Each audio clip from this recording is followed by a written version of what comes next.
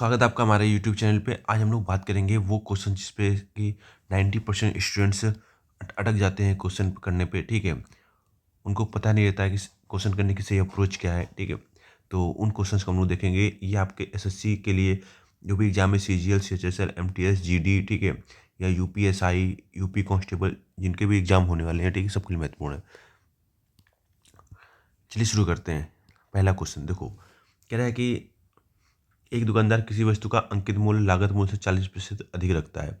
वह 10% की छूट देता है, लाभ प्रतिशत ज्ञात करो। समझ में आई बात? तो अंकित मूल्य आपको क्या मान लेना है? 100।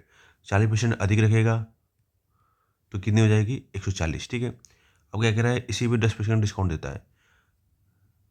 अगर 10% डिस्काउंट देगा तो कितने में बेचेगा वो? 90 में। तो 140 का क्या निकालेंगे? 90%। तो परसेंटेज से 2 जीरो गए, ठीक है। 14 नहीं है, 126। मतलब क्या हुआ? 100 रुपये की चीज़ है, 126 में बेचा है, तो कितने का परसेंट प्रॉफिट हो जाएगा? 26 का, ठीक है।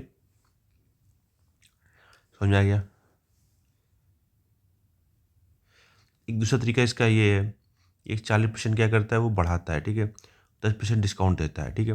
तो क्या करो, एक इनको क्या करो, पहले जोड़ लो। 40 में 10 गए 30, ठीक है। फिर इनका मल्टीप्लाई करा लो। 40 × 10 बटे में लगा दो 2 जीरो, तो 36 4 गए 26%। तो आप सेकेंड मेथड ऐसे भी कर सकते थे, ठीक है।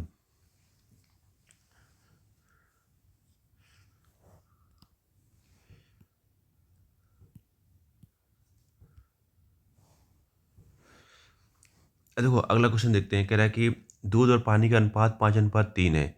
कुल मिश्रण 16 लीटर है। 5:5 करने के लिए कितना पानी मिलाना पड़ेगा? समझो जरा।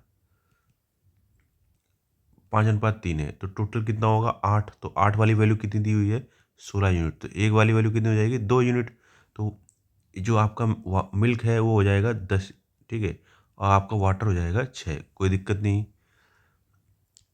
अब कह रहा है कि अब अनुपात आपको 5:5 उठाना है, ठीक है। तो कितना पानी मिलाना पड़ेगा? तो हमें पानी मिलाना है ना, तो पानी को मान लेंगे x। तो 5:5 का मतलब 1/1 भी होगा, ठीक है। तो x बराबर कितना आ जाएगा? 4 आ जाएगा, ठीक है।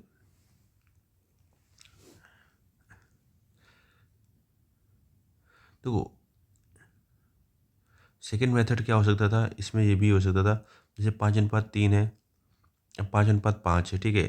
तो ये मिल्क है और ये वाटर है, ठीक है।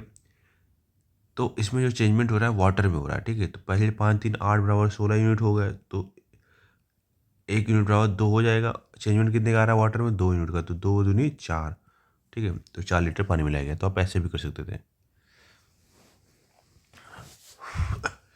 अगला क्वेश्चन देखो, कह रहा है कि ए है 12 दिन में काम करता है, बी 18 दिन में काम करता है, दोनों 4 दिन साथ काम करते हैं, फिर ए चला जाता है। शेष कार्य बी कितने दिन में करेगा? देखो ए करेगा 12 दिनों में, बी करेगा 18 दिनों में। अब यहाँ पर स्टूडेंट दो गलती क्या करते हैं वो देख लेते हैं। पहले टोटल वर्क निकाल लेंगे। तो ए की क्षमता जो आ जाएगी 3 यूनिट आ जाएगी, बी की क्षमता आ जाएगी 2 यूनिट। समझ में आ रहा है? अब क्या है, दोनों 4 दिन साथ में काम करते हैं ना, तो ए ने भी किया होगा और बी ने भी किया होगा, ठीक है।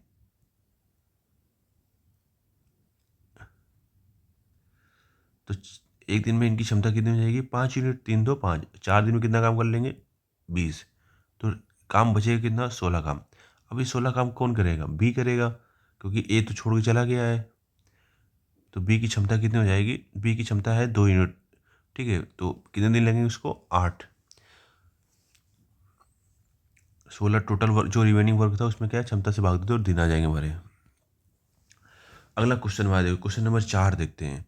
तो कह रहा है 2 वर्ष में 10% वार्षिक दर पर सीआई और एसआई का अंतर 50 है, तो मूलधन ज्ञात करो। देखो सिंपल सी बात, 10% का मतलब क्या होता है? 1/10, ठीक है। अब इसका क्या है, 2 साल की बात हो तो हमेशा क्या कर लो, इसका स्क्वायर कर लो। समझ आया? तो ये ऊपर वाली वैल्यू है, डिफरेंस होती है। तो 1 यूनिट की वैल्यू है 50, तो 100 वैल्यू ये क्या होगा? मूलधन होगा ना भाई। तो बस 50 का इसमें क्या कर दो? मल्टीप्लाई। कितना आ जाएगा आंसर हमारा? 5000। अगला क्वेश्चन देखो, कह रहा है 10 संख्याओं का औसत है 45 है। एक संख्या 60 को 30 से बदल दिया गया है, नया औसत क्या होगा? अब 60 थी, उसको 30 से बदला गया, तो 30 का तो डिफरेंस होगा, ठीक है। तो मतलब क्या होगा? अब ये 30 का डिफरेंस आया है, तो सभी नंबरों में डिवाइड होगा। तो 3, तो 45 पहले औसत कितना था? 45। अब कितना हो जाएगा? 3 कम हो जाएगा। कितना हो जाएगा आंसर हमारा? 42। ये सिंपल इक्वेशन है, तो 3x में से 2x जाएगा तो ओनली x और 7 5 12, तो हमारा ऑप्शन नंबर बी करेक्ट हो जाएगा।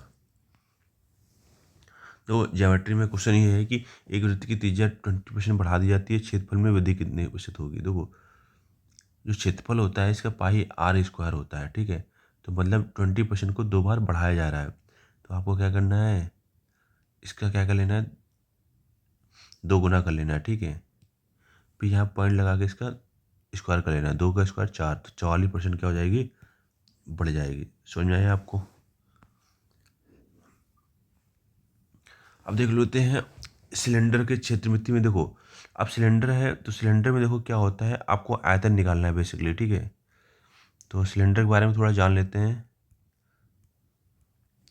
तो इसका जो वॉल्यूम होगा वो क्या होगा, पाई आर स्क्वायर एच होता है, ठीक है।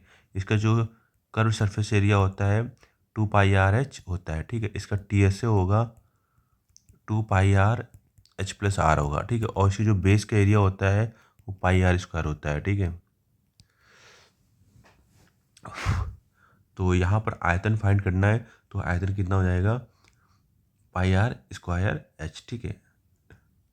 22/7, आर की वैल्यू कितनी हो गई, 7 × 7, और एच की वैल्यू 10, तो बस 22/7 और 1540, ठीक है। अब जैसे पेपर में आपके पास टाइम की कमी है, ठीक है, तो एक चीज़ याद रखना, ये जो नंबर होगा, जो आंसर होगा वो 11 या तो 7 का मल्टीपल होगा, ये आपको क्वेश्चन में देखना पड़ेगा। तो 11 का मल्टीपल चेक करने के लिए क्या होता है, ऑड प्लेसेस पे और इवन प्लेसेस को डिजिट को जोड़ लेते हैं, ठीक है, उनका। अब इसका जोड़ेंगे 0 + 3, ये 2 1 3, तो 3 - 3 यानी 0 आ रहा है, ठीक है। तो मतलब अब देखो, अब 7 से डिवाइड करना है, तो देखो सिंपल सी बात है, तो फटाफट करें, 7 × 7, ठीक है, और 7 × 56, ये मतलब 7 से डिवाइड नहीं होगा, तो ये तो हो नहीं सकता है, ठीक है। अब 7, 7 दूनी 14, ये भी 7 से डिवाइड नहीं हो रहा है, 7 दूनी 14, 7 ये नंबर डिवाइड हो रहा है, 7 दूनी 14, ये भी डिवाइड नहीं हो रहा, तो मतलब एक ही ऑप्शन था जो डिवाइड हो रहा, तो आप इसको भी टिक मार के आ सकते थे, ठीक है। अब देखो क्वेश्चन नंबर 9 क्या कह रहा है, कह रहा है 150 मीटर लंबी ट्रेन 10 सेकंड में एक खंभा पार करती है, तो गति क्या है, खंभा पार करेगी तो ट्रेन अपनी ही लंबाई को पार करेगी, ठीक है। अगर प्लेटफॉर्म को पार करेगी तो ट्रेन की लंबाई प्लस प्लेटफॉर्म की लंबाई, ठीक है, ये चीज़ देखिएगा। अगर ओनली खंभा या खड़े व्यक्ति को पार कर रही है तो ट्रेन हमेशा अपनी ही लंबाई को पार करेगी, तो डिस्टेंस क्या हो जाएगी, ट्रेन की लंबाई। तो चाल बराबर क्या होता है, दूरी बटे समय, तो दूरी कितनी हो गई 150, समय कितना लग रहा है 10 सेकंड, तो ये 15 मीटर पर सेकंड आया, इसको कन्वर्ट करना है किलोमीटर में, तो 18/5 से, तो 5 × 15, 18 × 36, तो 36 किलोमीटर पर घंटा मार के हो जाएगा, आंसर हो जाएगा। अगला देखते हैं क्वेश्चन नंबर 10, कह रहा है सबसे छोटी संख्या जो 12 18 24 से भाग देने पर शेष 5 छोड़ती है। तो इस टाइप का भी क्वेश्चन होगा, तो आपको पहले एलसीएम निकालना है और जो शेष है उसी को क्या कर देना है, ऐड कर देना है, ठीक है। तो 12 18 24 का एलसीएम निकालने के लिए पहले क्या करेंगे, कॉमन मल्टीपल ढूंढेंगे, 6 दूनी 12, 6 त्रिक 18, 6 चौको 24। अभी 2 को काट देंगे क्योंकि 2 का डिवाइड 4 में चला जाएगा, तो जो बचा उनका मल्टीप्लाई कर देंगे, 6 त्रिक 18, चौको 72, अब प्लस 5 76, हमारा क्या हो जाएगा, आंसर हो जाएगा। समझ में आ गया आपको। तो ये थे आपके 10 महत्वपूर्ण प्रश्न, ठीक है। इसकी पीडीएफ आपको व्हाट्सएप पे मिल जाएगी, ठीक है।